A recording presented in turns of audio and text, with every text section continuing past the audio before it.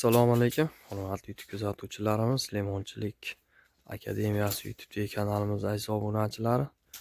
Bugungi sanamiz 8-fevral 2026-yil hafta kuniga yakshanba, barchamizga dam olish kuni yaxshi o'tsin. Biz Rishtonga kelganmiz.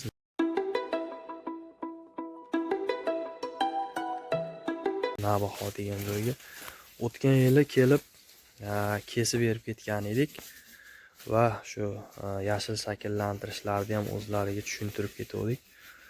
Eslanglar, o'tgan yil xuddi mana shu joyda video ham qilganmiz. Adashmasam mana shu tubni kesib ko'rsatib berganmiz. Adashmaydigan bo'lsam mana shu aynan bir tubni kesib ko'rsatib berdik.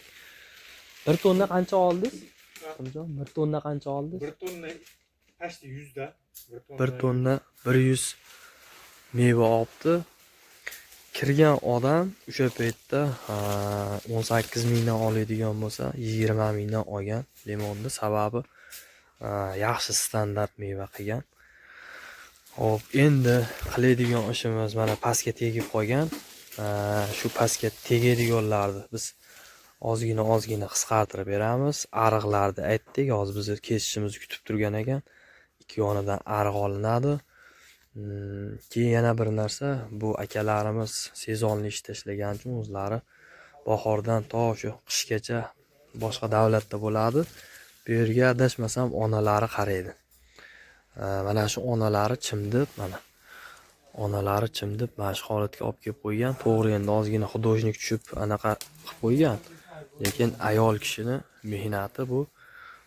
Albatta kommentariyada bir iliq fikrlaringni mana shu onamizga yozib ketsalaring, sababi ko'pchilik motivatsiya oladi, ko'rib boshqa qiladi. Mana ayol kishi ham qilib shunchalik darajada qilyapti. Yana bir hoji onamiz bor edi. Yozyovondan 90 tubmi 80 tubmi limonlaridan 113 millionlik sotgan. Bu yil, mana shu yilga 113 millionlik sotgan. Bular ham mana shu qahramon onalarimizdan, ya'ni farzandlar o'sha safarda bo'lib qoladi va onalarimiz qarab mana shunday holatga olib kelyapti. To'g'ri, endi kamchiliklar bor, mana xudojnik tushib ketgan. Endi aytib ketamiz, iloji boricha dorisini vaqtida sepishga harakat qilinadi, lekin umumiy ko'rinishda mana ko'rib turibsizlar, limonda shakl jihatidan, ya'ni mana shu zelen nabrezkalari juda chiroyli holatda bo'lgan. Xudo xolasa chiroyli qilib shaklini beramiz. Ulgursak shakldan keyingi videolarni ham sizlarga chiqarib beramiz. Dehqon akalar, kanalimizda mehmonlar bo'lsa, albatta kanalimizga obuna bo'lib, qo'ng'iroqcha tugmalarini bosib qo'ysalaring, mana shu chiqaradigan videolarimiz sizlarga birinchilardan yetib boradi. Kimda savol, taklif bo'lsa, kommentariyada kutib qolaman. Albatta hammasini o'qib javob berishga harakat qilaman.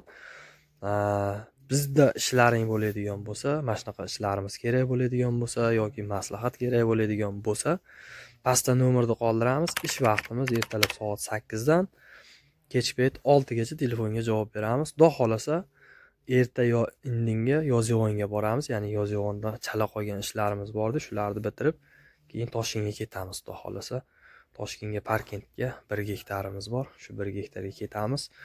Xo'p, dehqongalar, albatta mana shu onaxonimizni kommentariyada duo qilib qo'yinglar. Sababi shunchalik qilishdi, o'zi bir mashaqqat, chunki buni ichida yurgan odam juda yaxshi biladi. Endi sekin ishlarni boshlaymiz. Xudo xolasa abriskadan keyingi holatlarini ham sizlarga chiroyli qilib ko'rsatib beramiz. Xo'p, bizni kuzatishda davom etinglar, bizdan uzoqlashmanglar. Albatta sizlar uchun qiziqarli va yangidan yangi ma'lumotlarni berishda davom etamiz.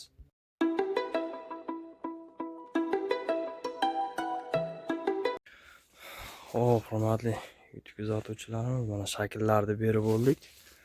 Xo'p, men sizlarga bu shaklni nima uchun bunaqangi holatda shakl berish kerakligi haqida ozgina ma'lumot berib ketmoqchi edim. Bu shakl berish bir qatorda limonni tez qarishini oldini oladigan bo'lsa, Ikkinchi masalamiz zontik, ya'ni o'zini o'zi quyoshdan himoya qilish, ya'ni tepa qismlarida mana shu kesilgan joylardan yangi shoxlar chiqarib beradida va o'zini o'zi mevalarini quyoshdan pana qiladi va bu dumaloq shaklda kesilgani sababli limonlarimizda yorug'lik va quyoshni tushishi bir xilda taqsimlanadi. Shuning uchun mana shunday holatda kesiladi va bu holatda shu yuqorida aytganimizdek setka tortish, ustidan bir narsa qilishlar shart bo'lmay qoladi. Mana zelyonni abreskadan keyin mana maytini uchun sindirib qo'yyapti akamiz, mana ko'rinadigan. Ana undan keyin buni gullashini ko'ringlar endi. Mana qo'lim taglari ham to mana shu pastgacha gul. Mana bu ona shoxlarimizda ham mana bu gul. Keyin yana bir narsa, hurmatli kuzatuvchilarimiz, diqqat bilan kuzatadigan bo'lsalaring, asosan mana shu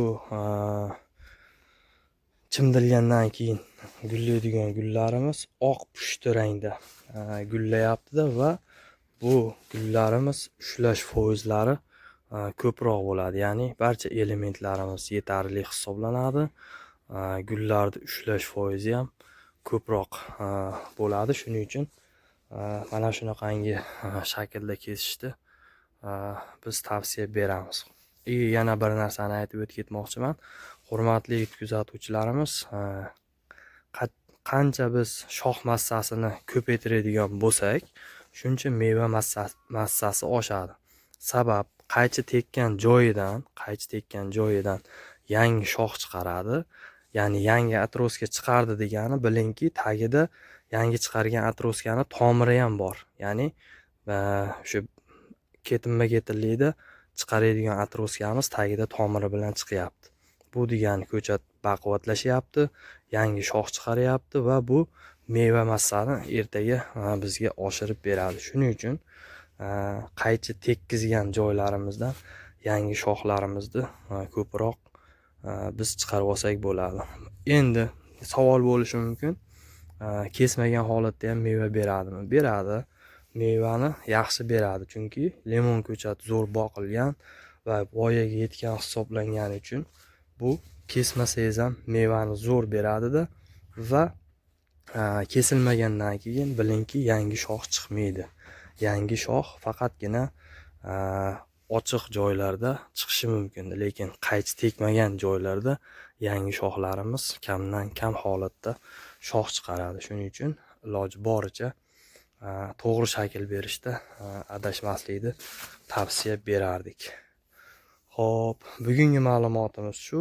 Kimlargadir foydali bo'lgan bo'lsa, albatta like bosib, qo'ng'iroqcha tugmalarini bosib ketasizlar. Mana limon daraxti bilasizlarki, salqinda yaxshi ushlaydi.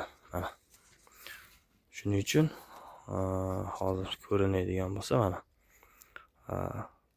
o'rta qismlarida, ya'ni salqin qismlarida limonni ushlash foizlari ko'proq bo'ladi. Shuning uchun mana shu holatdagi kesish usuli bu ham o'zini o'zi salqin qilib beryapti, hamda shox massasini oshiryapmiz. Shu bilan birgalikda meva massalarini ham birgalikda oshirib ketyapmiz va to'g'ri yuklama berish. Bu nima degani? Hurmatli dehqonkalar, mana shu shoxni biz mana bu yerdan kesyapmiz va mana bu yerdan ham mana kesyapmiz. Keyin mana bu tepa qismidan mana kesib qo'yyapmiz. Sabab, chunki bunda ona shoxlarimiz mana bor, ona shoxlarimiz bor va bunga to'g'ri yuklama berish, bunga misol uchun 5 kilo limon yuklama beradigan bo'lsak, 5 kilo limon qilganda ham yerga tegmaydi. Mana qo'lim bilan kuchlantirib bosyapman, yerga tekkani yo'q. Bu to'g'ri yuklama, ya'ni berish hisoblanadi. Ya'ni ortiqcha mehnat qilmaysiz. Ya'ni tirog'ich tira, ip bilan tortib qo'y degan narsa bo'lmaydi. To'g'ri yuklama berasiz. Mana tekkani yo'q. Mana shu qo'lim bilan, mana bor kuchim bilan mana tortyapman, yerga tekkani yo'q. Bu to'g'ri yuklama berish hisoblanadi. Dehqonkalar sog' bo'linglar, salomat bo'linglar. Ko'p gapirib yuborgan bo'lsak, buning uchun uzr. Albatta mana shu dehqon onamizni mehnatlarini layk bosib qo'llab-quvvatlab, kommentariyada o'zlaring fikrlaringni bildirib qo'yasizlar. Sog' bo'linglar. Mana yonlarini ham ochtirib qo'ydik. Va orqa tomonlarini ochtirib qo'ydik. Mana yon qismlari mana ochiq holatda ochtirib qo'ydik. Sog' bo'linglar. Bizni kuzatishda davom etinglar. Sizlar uchun har kuni qiziqarli va yangidan yangi ma'lumot berishda davom etamiz.